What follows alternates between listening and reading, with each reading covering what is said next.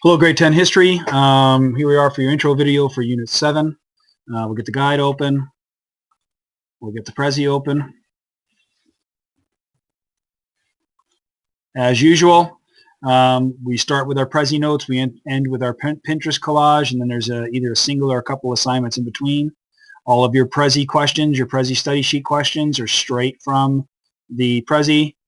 You can navigate the Prezi by using the arrows as usual, but everything you need to answer those questions is in the Prezi, okay?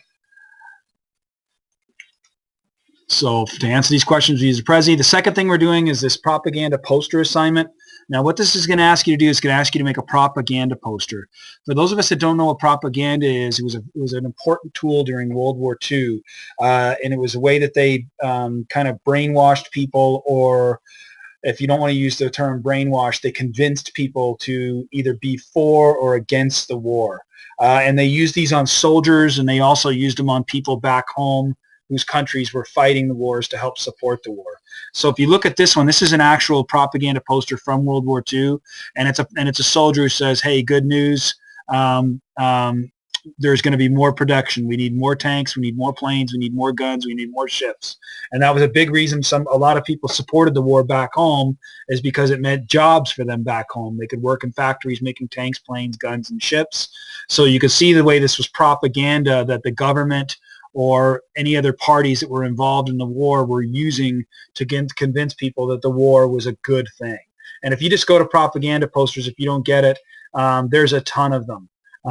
There's a lot of them that are pretty creepy. There's a lot of them that are just basically ways that they brainwashed people into what they wanted to do.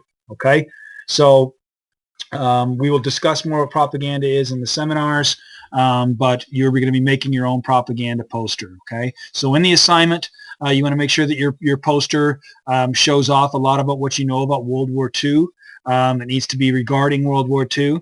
And to accompany your poster, you're going to write a series of paragraphs from the other perspective, not as a designer, but as a viewer. You don't have to do a whole series of paragraphs.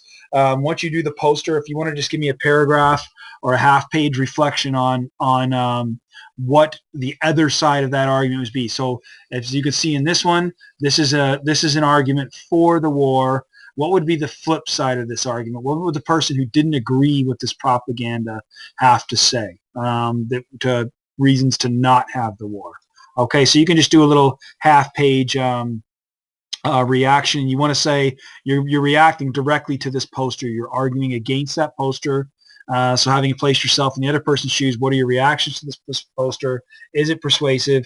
Will it have an impact on your life, influencing you one way or the other? So this doesn't need to be a huge assignment. You can even answer these questions in point form if you want, but I just want you to address these questions from the other point of view. Okay, so part one, make us a poster that's propaganda about the war.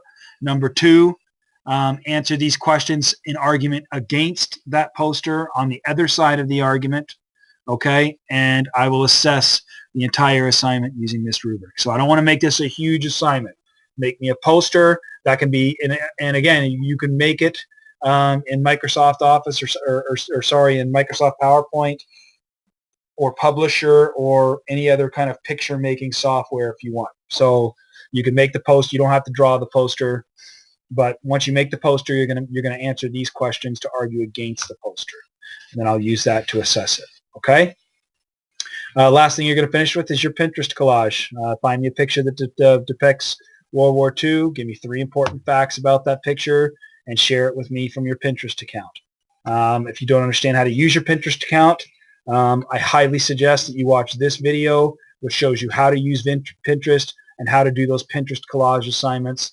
Once you're done the course, those Pinterest collage assignments will become your ISU. So you want to use Pinterest. You can do a manual if you want. I don't care, but if you want to make your life easy and you want to make this assignment easy, you will use Pinterest to do that.